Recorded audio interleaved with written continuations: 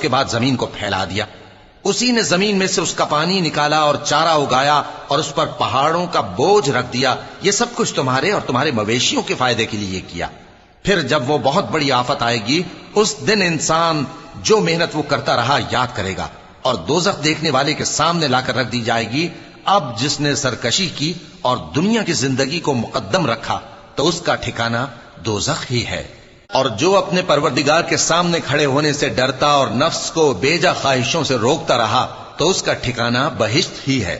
اے پیغمبر صلی اللہ علیہ وآلہ وسلم، لوگ تم سے قیامت کے بارے میں پوچھتے ہیں کہ اس کی آمد کب ہے، سو تم اس کے ذکر کی طرف سے کس فکر میں ہو؟